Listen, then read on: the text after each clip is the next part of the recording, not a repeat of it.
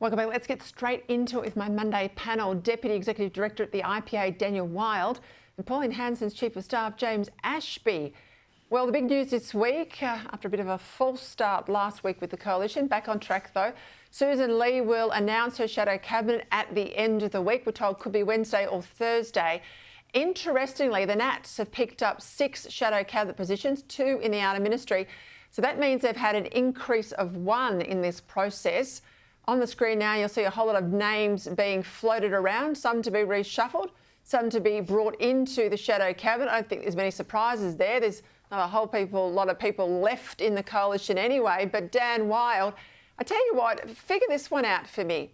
So the Nats played brinkmanship with Sussan Ley. She blinked. They've had their shadow ministry numbers increased. They've got all 4 of their key policy demands, including nuclear power, agreed by the Liberals. But if you read some of the media over the weekend, it's Littleproud's leadership, they say, that's in trouble. Explain that one to me. He's had all the wins. Yeah, well, that's right, Peter. I think what this episode shows is that your leadership can be strengthened if you allow debate to take place. And I think Matt Canavan showed a lot of leadership himself and self-sacrifice in putting his hand up to contest the leadership of the Nationals, and that spruiked the debate about net zero and the subsequent issues that fell from that. But look, I was always in this camp of those who was pretty relaxed about the split. I don't think the coalition needs to put the cart before the horse. There's a lot of talk about the need to have a strong and united coalition. That's true, but you need to be strong and united behind something that matters for the Australian people. So, the first thing is to make sure you've got your values and your policies in order before, having a deal that may paper over some of the cracks. So I think more debate is better than less. I think Australians have benefited from what was a very short split between the Nationals and the Liberals.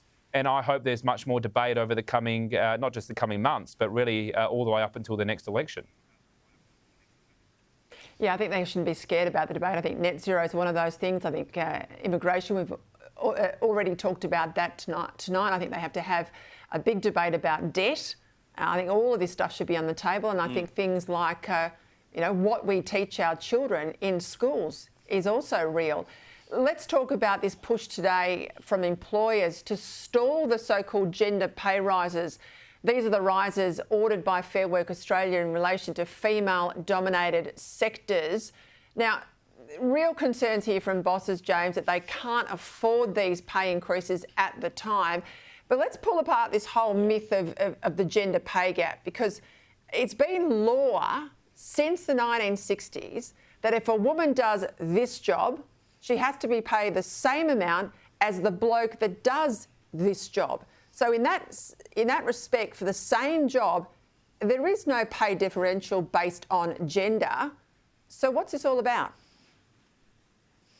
Well, I'm glad you've pointed that out, Peter, because the reality is if there was a gender gap or a gender differential there, the issue would be no blokes would have jobs because all those employers would only hire cheaper wages of women. I don't like the way the metrics are worked out here. I think it's a real false narrative that's been painted. Sure, women will often choose to work less because of their caring responsibilities in the home. Some women just don't work because they'd rather stay at home and look after the kids. That's why One Nation really drove home that messaging of trying to bring in income splitting at the federal election. But the reality of this is that some of those workers who they are advocating for, I strongly believe they are underpaid. Healthcare workers in particular, yes, they are. When they're being paid the same amount of money as stop-go traffic workers, I do have a problem with that. But the issue that we've got here is if we go giving increases to healthcare workers, which the industry's probably got around 1 million here in Australia, and then we give another 300,000 childcare workers a pay increase as well, someone's got to pay for that. And when we're staring down the barrel of 10 years worth of deficits and $1 trillion worth of debt, something's got to give. Either we take from the NDIS or we take from education, or we put taxes up. And that's precisely what this government have been driven to do following the election. They're already talking about paying more taxes on unrealised gains to be able to afford those promises that they put into play before the election. These are the issues that we face. So if you want pay increases, we also have to see tax increases on the other hand.